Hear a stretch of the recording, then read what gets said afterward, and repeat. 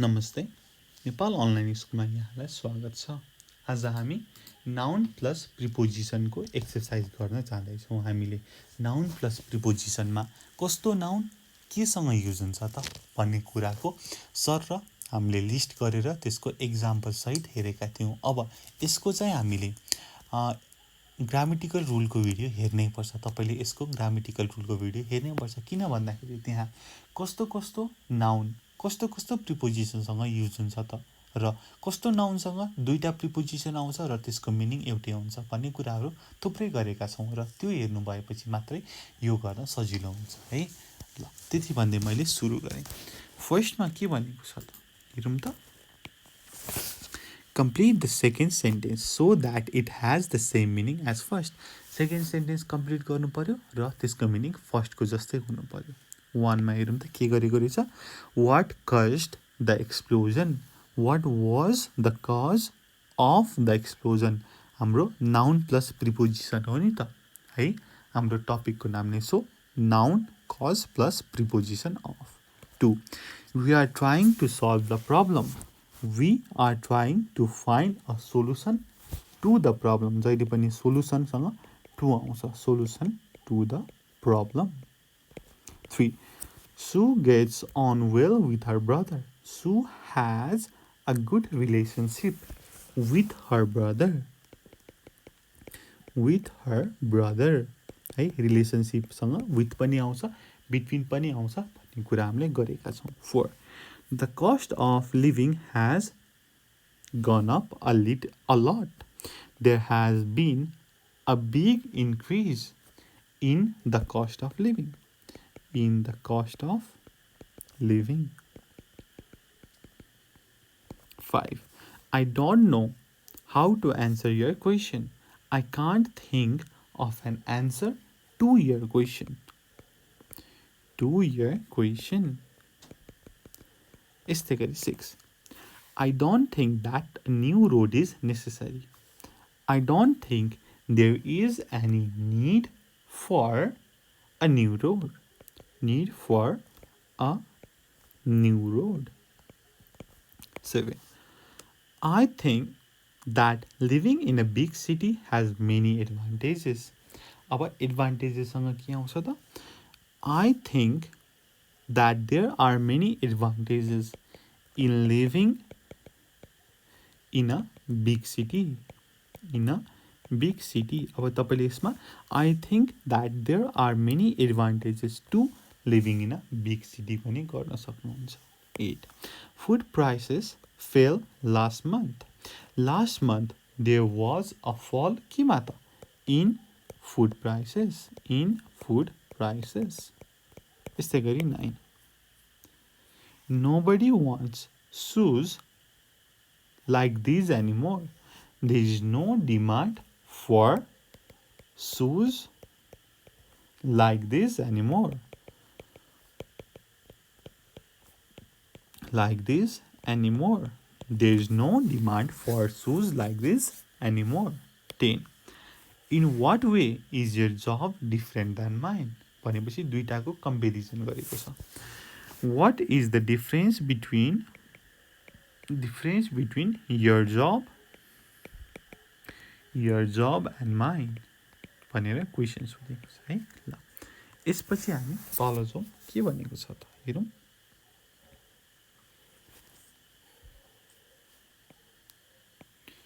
Complete the sentences using these nouns. Noun दिएको छ र प्रिपोजिसन हामीले छानेर लेख्नु पर्यो। ठिक छ। 1 हेरौँ त। On the classroom wall there were some pictures and a map of the world. Map सँग जहिले पनि अफ आउँछ। 2 Thank you for ... your birthday party. अब बर्थडे पार्टीमा इन्भाइट गरेको रहेछ। Thank you for the invitation. अब इन्भिटेसनसँग के आउँछ ल भन्नुहोस् त। Invitation to your birthday party. 3 Anna has little ... her family these days. She rarely sees them. भनेपछि अब कन्ट्याक्टको कुरा छ यहाँनेरि। Anna has little कन्ट्याक्टसँग के आउँछ विथ अथवा between. Anna has little contact with her family these days. She rarely sees them. 4. I can't open this door. Do you have a अब कीको कुरा छ हैन अब डोरसँग त साँचोकै हो नि त do you have a key to the other door अथवा do you have a key for other door पनि मिल्छ यसमा फर पनि मिल्छ 5 the fire at the hotel is still unknown भनेको त्यसको कारण भनेपछि cause the cause of the fire at the hotel is still unknown. 6. Did you get the email you sent? अब तिमीले पठाएको इमेलको रिप्लाई पायौ त भन्नको लागि Did you get a reply to the email you sent? 7. The two companies are separate. There is no दुईटाको बीच केही पनि connection छैन. There is no connection between them. There is no connection between them. 8. Jane showed me the city as it looked 100 years ago. उसले चाहिँ photo देखाइन् रे ल ठीक छ Jane showed me photos of the cities as it looked 100 years ago. 9. Emily has decided to give up her job. I don't know her. उसले उसको कारण के थियो त I don't know her reason for doing this. 10. अब लास्टमा damage बाँकी छ हेरौँ है त It wasn't a bad accident. The damage to the car wasn't serious. The damage to the car wasn't serious है तपाईले यसरी नाउनसँग प्रिपोजिसन युज गर्न सक्नुहुन्छ र तपाईलाई थाहा हुनु पर्यो कस्तो नाउनसँग तपाईले कस्तो प्रिपोजिसन युज गर्ने त भन्ने कुरा है ल त्यति भन्दै म अगाडि बढे हाम्रो फाइनल एक्सरसाइज छ के भनेको छ त भन्दाखेरि complete the sentences with the correct preposition correct preposition लगाउनु पर्यो नाउन दिएको छँदैछ हामीले ठिक प्रिपोजिसन युज गर्नु पर्यो है त ल मिलाएर गरौँ 1 There are some differences between British and American English. दुईटाको डिफरेन्सको कुरा गरेको छ between. 2 Money isn't the solution to every problem. 9 There has been an increase there has been an increase in the amount of traffic using this road. 4 The advantages having a car is that you don't have to rely on public transport. The advantage of having a car is that you don't have to rely on public transport. 5 There are many advantages in being able to speak a foreign language. अथवा there are many advantages to being able to speak a foreign language. दुवै मिल्छ 6 Everything can be explained. There's a reason everything हरेक कुराको लागि reason हुन्छ. There's a reason for everything. 7 When Paul left home, his attitude many things seemed to change. भनेको attitudeसँग दुईटा preposition आउँछ भन्ने कुरा गरेका थियौं. His attitude to many things seemed to change अथवा his attitude towards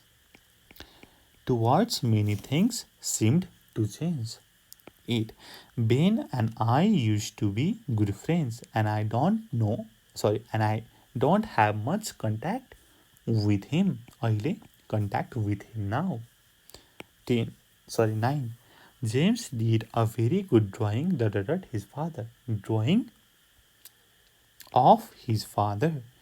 It looks just like him.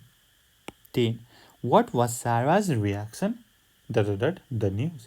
What was Sarah's reaction to the news? Love.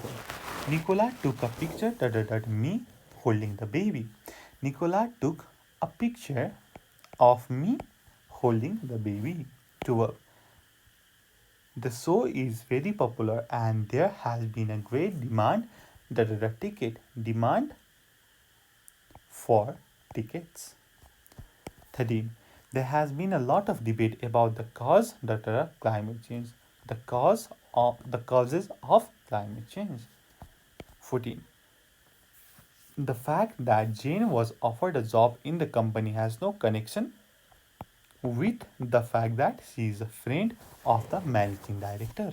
The fact that Jane was offered a job in the company has no connection with the fact that she is a friend of the managing director. अब यसमा ठ्याक्कै मिलाउनको लागि तपाईलाई के थाहा हुनु पर्यो त कुन नाउनसँग कुन प्रिपोजिसन आउँछ भन्ने चाहिँ एउटा रफ आइडिया हुनु पर्यो. त्यसको लागि हाम्रो यसको नाउन प्लस प्रिपोजिसनको ग्रामेटिकल रुलको भिडियो हेर्न नबिर्सौँला. त्यसमा हामीले के कसरी गरेका छौँ त कस्तो एप्रोचमा गरेका छौँ भन्दाखेरि कस्तो नाउनसँग कस्तो प्रिपोजिसन आउँछ भनेर लेखेका थियौँ र त्यसको ठ्याक्कै एक्जाम्पल गरेका छौँ है.